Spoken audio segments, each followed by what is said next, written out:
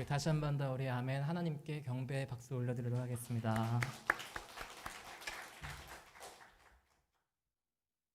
오늘은 로마서 네 번째 시간으로 가장 먼저 가장 소중히라는 제목으로 함께 말씀을 나누려고 합니다. 저는 얼마 전 우리 한국 드라마에 7대 흥행 코드가 존재한다라는 것을 뉴스를 보다가 알게 되었습니다. 우리 성도님들께서는 알고 계셨습니까? 흥행 코드라는 게 그러니까 이런 소재가 드라마에 쓰이면 사람들이 자주 찾아본다라고 하는 것이죠. 어떤 것들이 있을까요? 그 기사는 다음에 7가지를 꼽았습니다. 불륜, 신데렐라, 기억상실, 재벌, 시한부 인생, 출생의 비밀, 고부간의 갈등. 납득이 가시나요? 이런 소재들이 드라마에 쓰이면 사람들이 자주 찾아본다는 것이죠. 그런데 제가 그 기사를 읽으면서 저에게 이런 생각이 들었습니다. 이런 것들은 성경에도 찾아볼 수 있는 것들인데 우리 성도님들, 제가 아까 말씀드린 그 7가지 요소들이 성경 가운데에도 등장한다는 것을 들으셨을 때 무엇이 가장 먼저 떠오르셨습니까? 불륜이 성경에도 나올까요? 예. 어떤 게 제일 먼저 떠오르세요? 저는 아담과 하와가 먼저 떠올랐습니다. 하나님께서 그들과 처음 만나셔서 사랑의 약속을 맺으시고 이 땅 가운데 모든 것들을 다 허락하시는 아주 은밀한 약속을 맺으셨습니다. 그러나 그런 하나님을 아담과 하와가 저버리고 더 달콤하고 매력적인 마을로 다가온 뱀을 믿고 뱀을 쫓아가죠. 신데렐라 하면 성경에 어떤 인물이 먼저 떠오르십니까?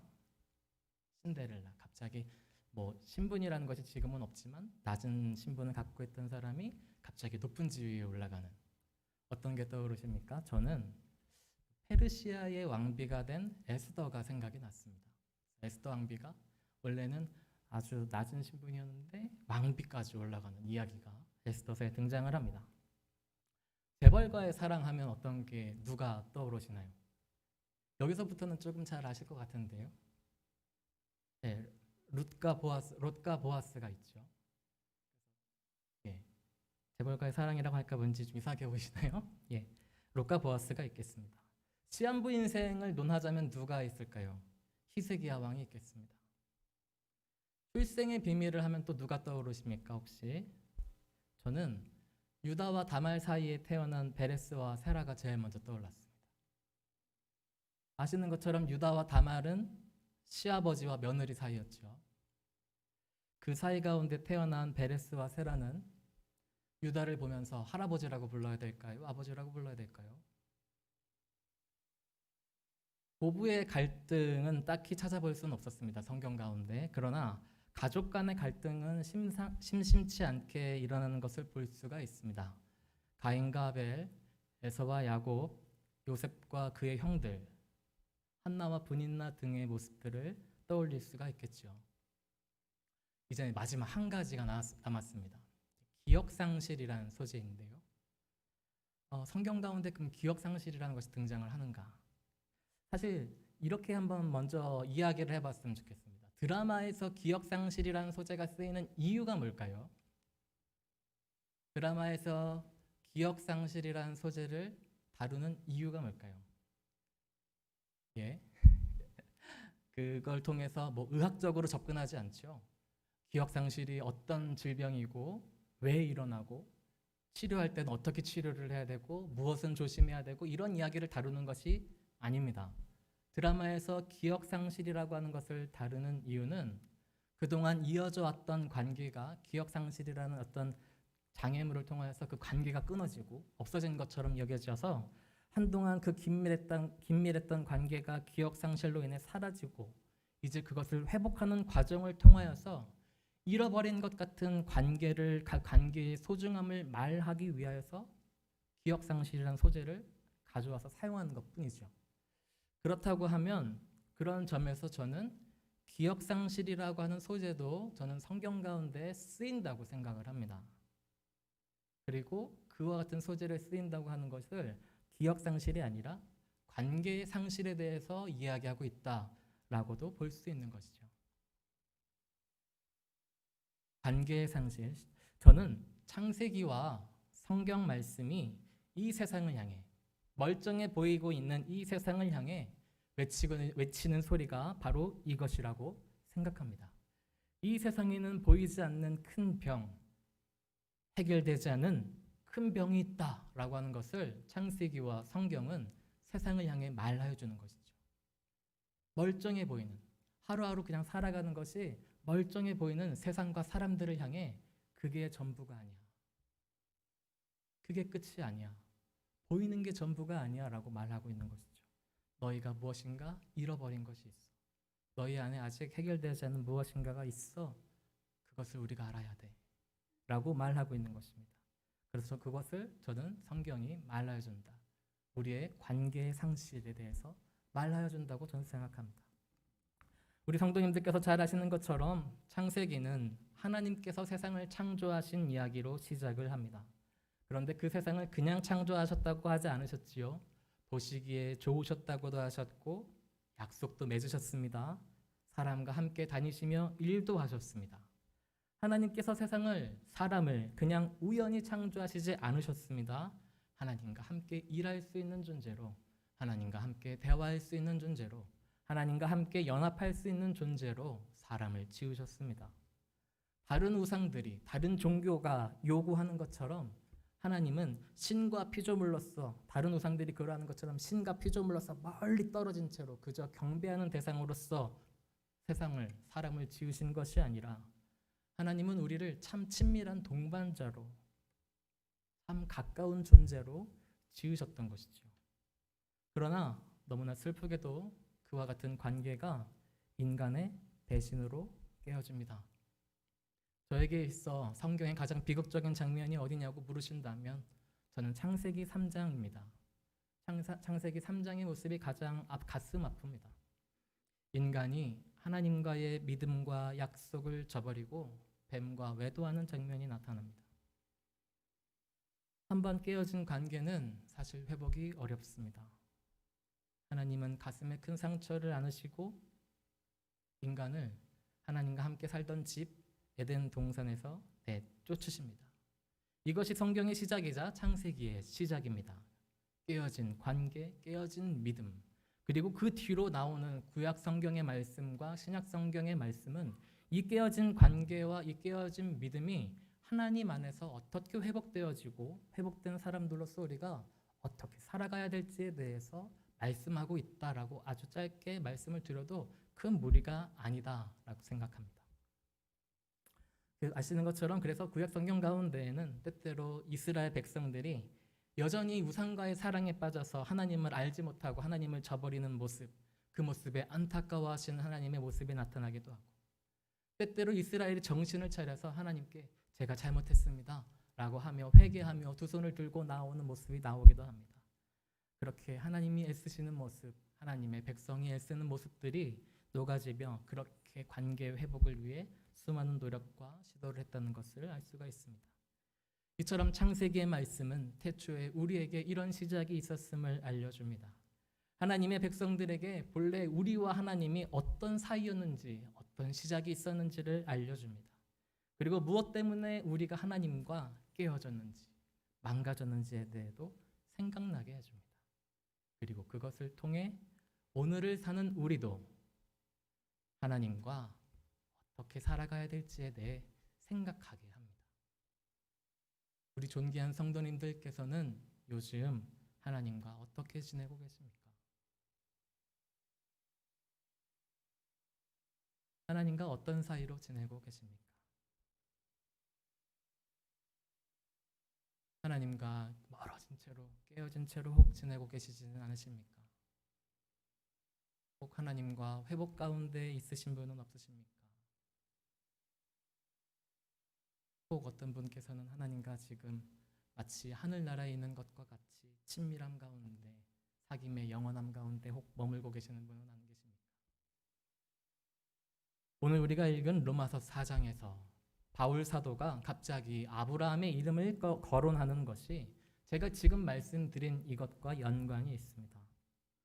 아시는 것처럼 아브라함은 모든 유대인들이 인정하는 조상입니다. 왜냐하면 하나님께 최초로 인정을 받은 조상이기 때문입니다. 최고는 바뀔 수가 있지만 최초는 바뀔 수 없다는 말이 있죠. 그처럼 이스라엘 백성들에게 존경받는 왕, 다윗, 솔로몬 이와 같은 사람들은 있지만 최초의 믿음의 조상, 하나님께 인정을 받은 조상으로서 아브라함은 유대 백성들에게 있어서 매우 특별한 인물입니다. 그래서 모두가 그를 믿고 따르며 때때로 스스로를 아브라함의 자손이라고까지 말하는 것이죠. 그러니 그냥 아브라함의 자손입니다 라고 말하는 것이 아니라 아브라함의 신앙의 모습 또한 닮으려고 애썼겠지요. 그런데 지금 로마 교회 안에 한 가지 문제가 발생을 했습니다. 유대인 출신의 그리스도인들과 이방인 출신의 그리스도인들이 로마 교회 가운데 함께 모였는데 그들을 한 가족으로 인정해 줄지 않을지에 대한 분쟁이 발생을 한 것이죠. 어쩌면 우리에게는 아무것도 아닐 수 있는 일일 수도 있겠지만 그 당시 그들에게 있어서 이것은 매우 중요한 문제였습니다. 그들을 우리의 가족으로 받아들일 것인가 아닌가? 어디까지를 우리의 가족으로 받아들일 것인가? 그때 그 사람들에게 있어서 중요한 근거를 가져왔던 것이 그들이 아브라함을 생각해낸 겁니다.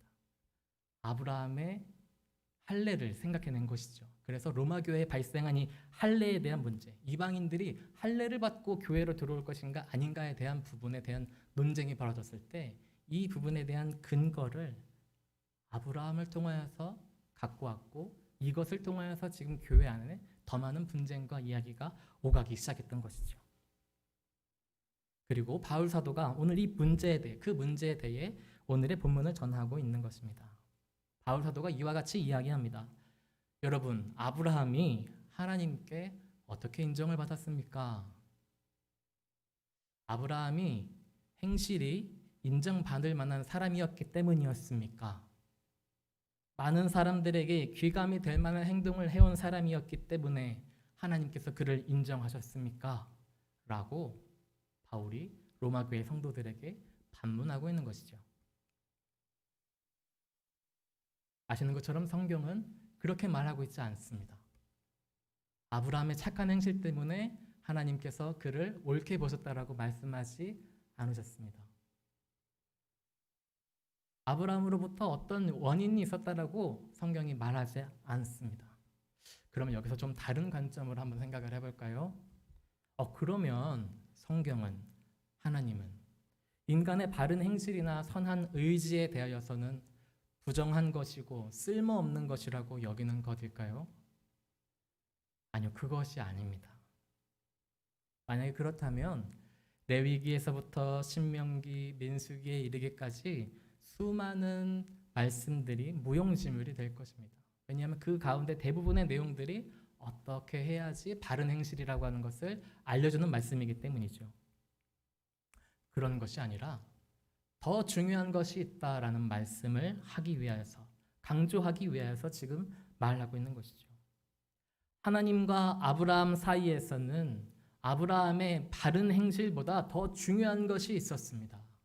하나님께서 아브라함을 보시고 그를 옳다고 여기셨을 때에는 하나님과 아브라함 사이 가운데에는 아브라함의 노력이나 아브라함의 착한 마음이나 행실보다 훨씬 더 중요한 것이 있었습니다라는 이야기를 지금 바울 사도가 하고 있는 것이죠. 예를 들어 이런 표현을 한번 생각해 볼까요? 인간 사회에 있어서 돈이 중요합니까? 라고 물으신다면 어떻게 대답하시겠습니까? 우리 성도님들.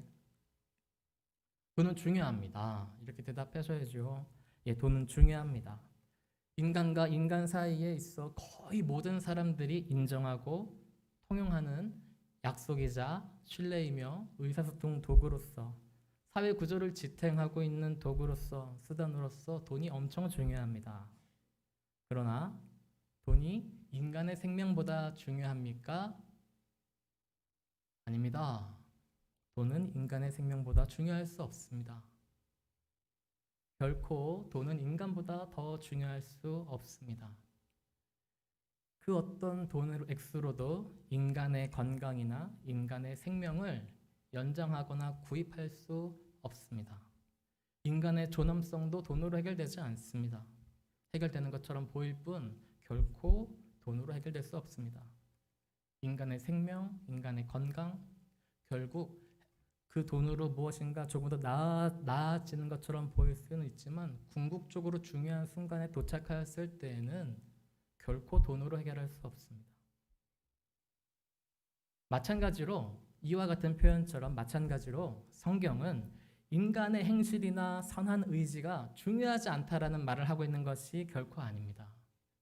우리 믿는 하나님의 백성들이 이제 신약시대 이후로 돌아와서 우리의 그리스도인들이 살아갈 때에 우리에게 있어서 하나님 앞에서 살아가는 행실이나 우리의 마음이나 우리의 의지가 중요하지 않다라는 말을 하고 있는 것이 아니라는 것입니다.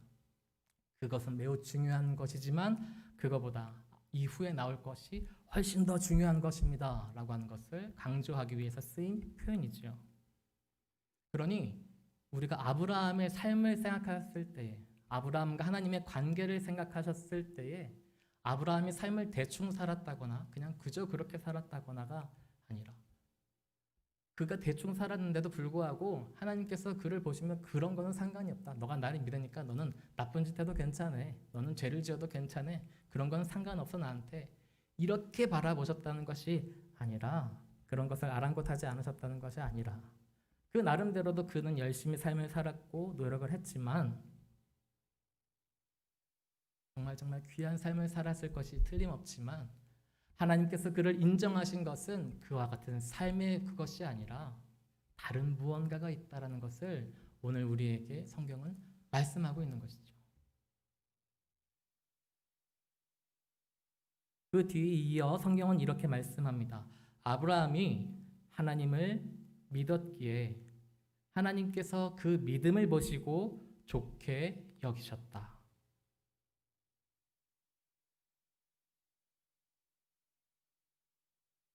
여러분 반복하여 말씀을 드리지만 믿음이라는 단어는 관계적인 용어이죠.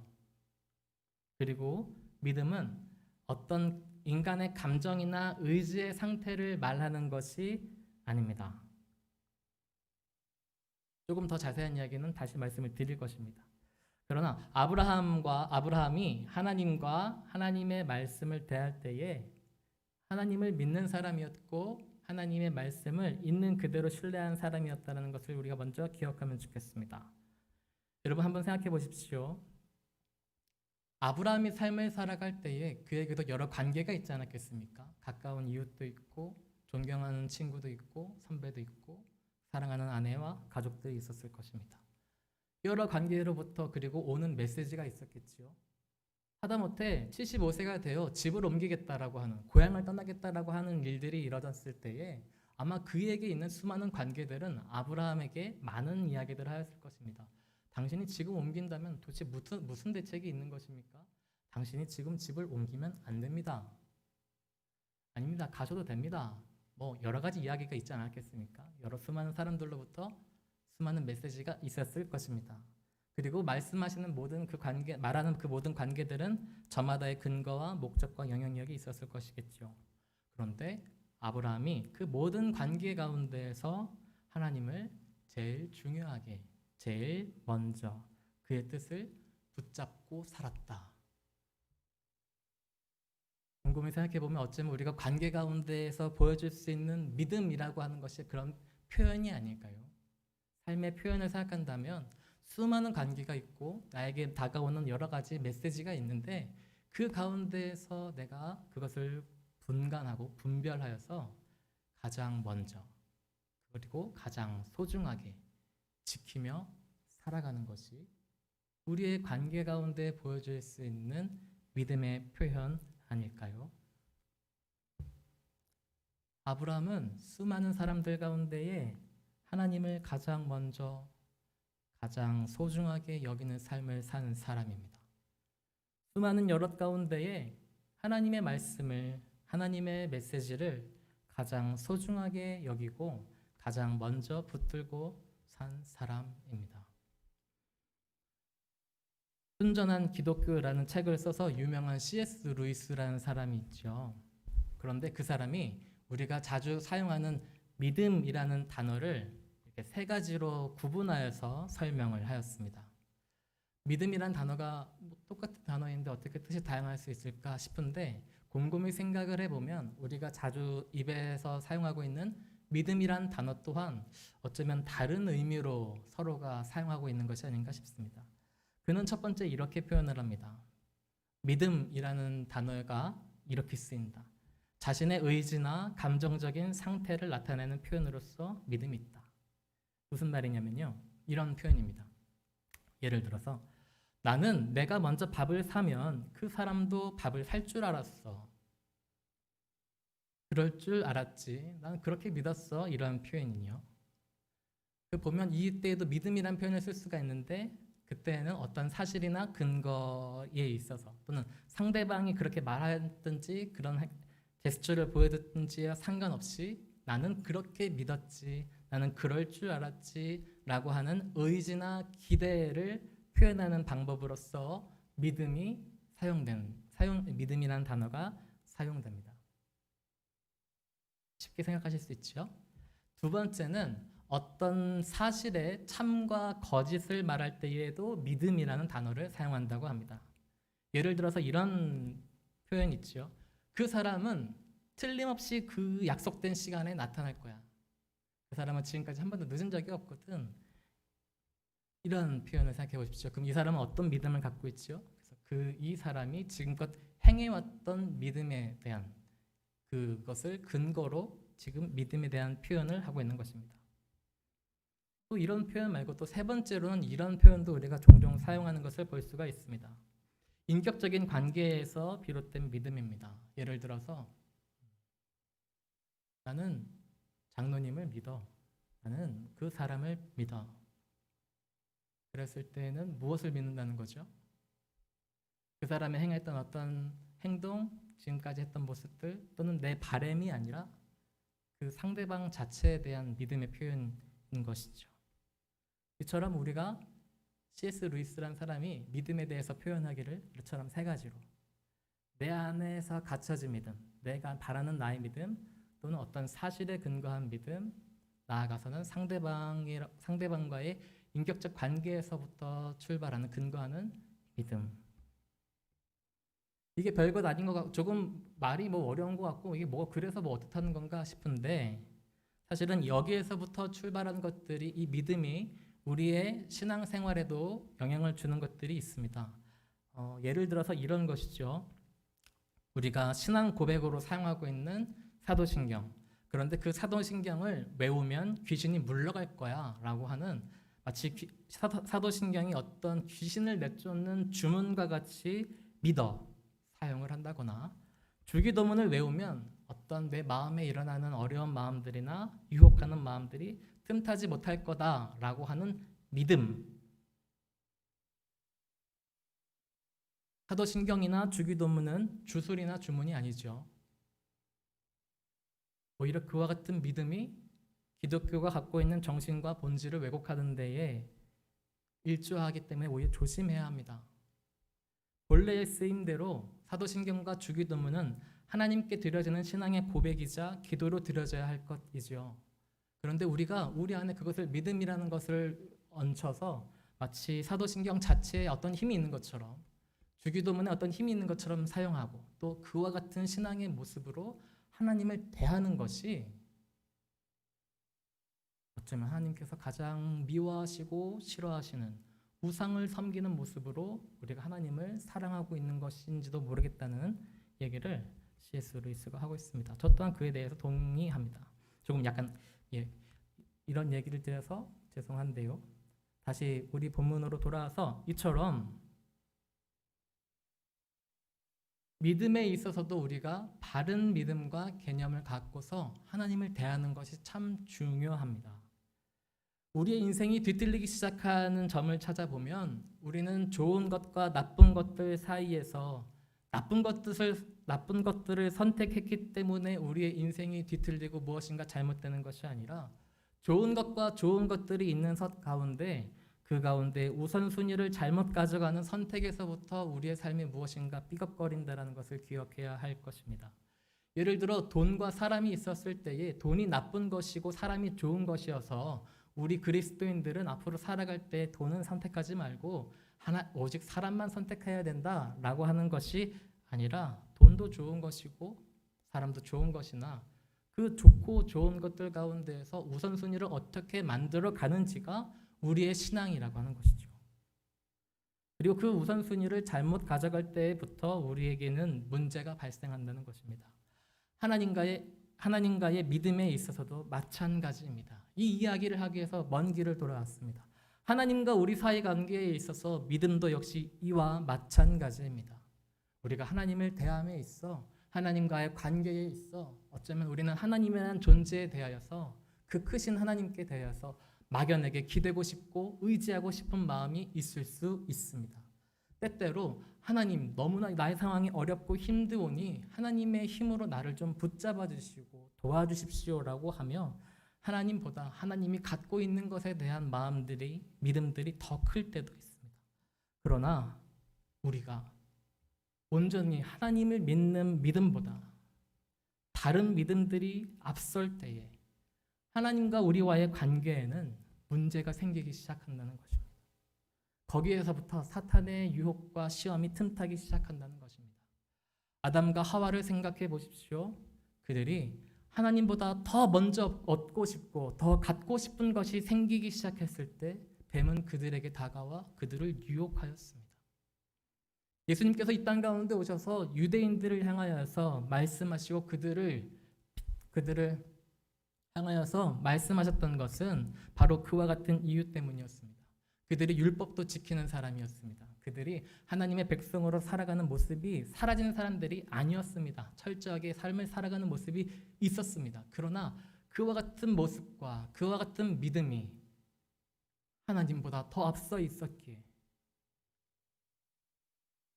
하나님 자체를 믿는 믿음보다 하나님을 향한 막연한 기대와 의지가 더 커져가고 하나님이 갖고 계신 능력과 하나님의 이름을 갖고와 그 권위와 능력을 힘입어 살아가는 것이 더 커져갔을 때에 예수님께서는 그들을 바라보시며 그 가운데 너희 가운데 믿음을 찾아볼 수가 없다라고 말씀하셨고 유대인들을 책망하시며 그들로 하여금 다시 하나님께로 돌아오라고 말씀하셨던 것입니다.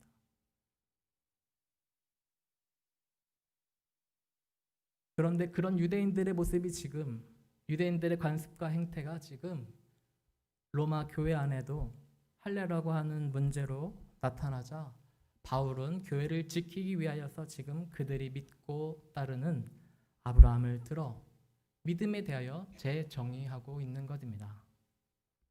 오늘의 말씀을 제가 세 번역으로 다시 한번 좀 더 읽어드리도록 하겠습니다. 18절부터 22절의 말씀입니다. 아브라함은 희망이 사라진 때에도 바라면서 믿었으므로 너의 자손이 이와 같이 많아질 것이다 하신 말씀대로 많은 민족의 조상이 되었습니다. 그는 나이가 100세가 되어서 자기 몸이 이미 죽은 것이나 다름없고 또한 사라의 태도 죽은 것이나 다름없는 줄 알면서도 그는 믿음이 약해지지 않았습니다. 그는 하나님의 약속을 믿고 의심하지 않았습니다. 오히려 그는 믿음이 굳세어져서 하나님께 영광을 돌렸습니다.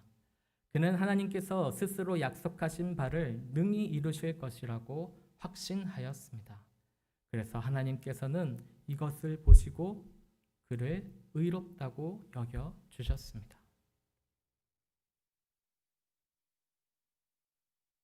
우리가 오늘을 살아갈 때에도 코로나19로 인하여서 처음 겪고 있는 이 시대를 살아가고 있음에도 불구하고 존귀한 성도 여러분, 우리가 하나님의 관계를 포기할 수는 없지 않겠습니까? 우리를 불러주시고 찾아주신 하나님을 우리가 잃어버릴 수는 없지 않겠습니까?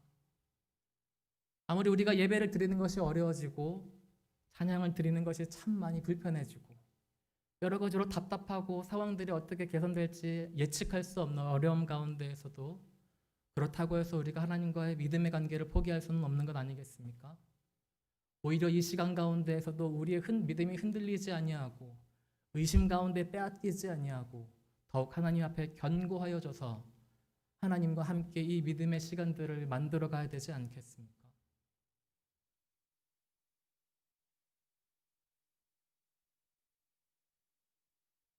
아브라함의 믿음은 어디에 가까운 믿음이었을까요? 아브라함은 하나님을 믿었습니다. 그 환경 가운데 대답하지 않는 하나님을 믿었습니다.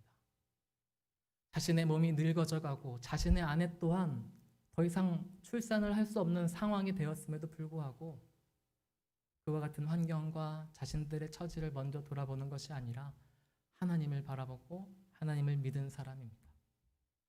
하나님과의 관계를 제일 소중히 붙든 사람입니다. 가장 간절히 붙들었습니다. 그도 아마 마음속에 바라는 바람들과 소원들이 있었을 것입니다. 그러나 그것들을 뒤로 하고 자신의 환경에 처해져 있는 여러 가지 어려움들이 있지만 그것을 잠시 뒤로 하고 그 마음을 뺏기지 아니하고 의심이 찾아오지만 의심의 마음을 빼앗기지 아니하고 하나님을 붙들었습니다. 그의 몸은 이미 100세가 되어 죽음에 가까워진 것을 알고 있었고 자신의 아내 또한 별반 다르지 않았지만 그 또한 우리처럼 앞으로의 미래 가운데 어떤 일들이 일어날지 알지 못하는 자였지만 그는 하나님을 믿었습니다. 보았기 때문에 믿은 것이 아니라 믿었기 때문에 볼 수 있었습니다. 여러 가지 많은 관계가 있었고 여러 가지 많은 메시지와 소리가 있었지만 그는 그 중에 하나님을 가장 소중히 가장 먼저 찾고 지켰습니다. 다른 소리와 메시지를 따라가지 않았습니다. 쫓아가지 않았습니다. 의심의 마음을 빼앗기지 않았습니다. 믿음을 지켰습니다. 하나님과의 약속을 지켰습니다. 하나님은 그런 그를 바라보셨고 하나님은 그런 그를 매우 좋아하셨습니다. 존귀하신 성도 여러분, 우리도 하나님과 바른 믿음의 관계를 맺어야 합니다. 지켜야 합니다. 우리도 하나님과 바른 믿음의 관계를 맺어왔고 그렇게 이것을 빼앗기지 아니하고 이 시대 가운데에서도 하나님과 믿음의 관계를 굳건히 이어가야 될 줄로 믿습니다. 위대한 믿음의 선배들의 일생을 들었을 때에 아브라함이나 요셉이나 다윗과 같이 왠지 훌륭한 것 같은 사람들의 모습을 보면 나는 저렇게 살 수 없어. 나는 저렇게 용기 있게 지혜롭게 살 수 없어. 나는 부족한 사람이니까 라는 마음들이 찾아올 수가 있겠지만 그것은 결코 겸손한 것이 아닙니다. 왜냐하면 모든 믿음의 사람들 또한 처음부터 위대한 행동과 실천을 했던 것이 아니라 위대한 하나님과 관계를 맺음을 통하여서 그 하나님을 믿음을 통하여서 위대한 일들을 해나갔던 것이지 그들이 대단한 사람이었기 때문에 놀라운 일들을 한 것은 아니었습니다. 그러므로 우리가 오늘부터 하나님과의 바른 믿음의 관계를 맺는 모습을 보여주며 살아갈 때에 우리와 우리의 삶 가운데에서는 하나님이 일하시고 하나님과의 믿음의 모습들이 나타나는 놀라운 일들이 일어날 줄로 믿습니다. 가장 먼저는 우리에게서부터 다음은 우리가 사랑하는 우리의 가족들과 우리의 친구들과 우리의 사랑하는 교우들에 이르기까지 우리 한 사람 한 사람이 지치고 힘들지만 이 어려운 시대 가운데에서도 우리가 하나님을 관계를 붙들고 하나님 안에서 이 믿음을 지켜나가는 모습을 보이며 살아갈 때에 애쓰며 살아갈 때에 하나님이 우리 가운데 우리 삶 가운데 찾아오셔서 역사하시고 하나님께서 우리 삶 가운데에 은혜를 채워주시고 넘치게 하심으로 우리가 참 사랑하고 아끼는 우리의 가까운 이웃들에게로부터까지 그 믿음의 은혜가 넘치고 흘러갈 줄 믿습니다. 그러기에 우리가 가장 우선해야 할 것은 오늘 이 시간 하나님께서 우리를 부르시는 자리 가운데 서는 것입니다. 하나님께서 우리를 이 예배 가운데 불러주셨습니다. 하나님께서 이 예배를 통하여서 우리를 또다시 만나시고 하나님께서 우리 가운데 또다시 말씀하실 것입니다. 우리의 심령 가운데 찾아와 주셔서 우리의 흔들리고 있는 마음과 우리가 보지 못하고 있는 것들을 하나님께서 보게 하시고 깨닫게 하시고 나아가게 하실 줄 믿습니다. 우리 이 시간 같이 함께 기도하실 때에 하나님을 향한 우리의 마음을 드리며 우리의 믿음의 고백을 같이 드릴 수 있기를 바랍니다.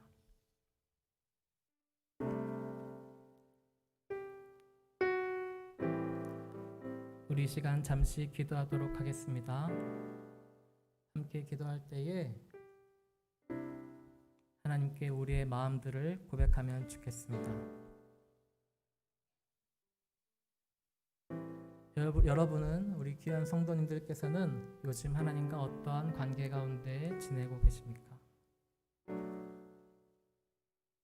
우리 성도님들의 마음 가운데에는 지금 어떠한 이야기들이 찾아와 있습니까? 어떠한 생각들이 머물고 있습니까? 이 시대를 바라보면서, 나의 삶을 바라보면서 어떤 두려움과 불안 가운데 살아가고 계십니까? 무엇이 우리를 흔들리게 하고 두렵게 만들고 있습니까?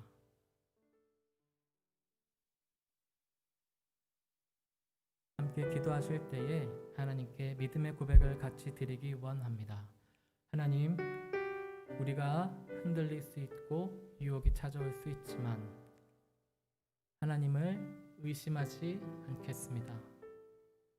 우리에게 지금껏 말씀하시고 함께 하시고 인도하셨던 하나님께서 지금도 우리와 함께 하심을 믿으며 하나님과 함께 더욱 견고한 자들로 이 시대 가운데 서게 하여 주시옵소서. 우리 시간 같이 함께 우리의 마음과 우리의 믿음의 고백을 드림으로 함께 기도하겠습니다.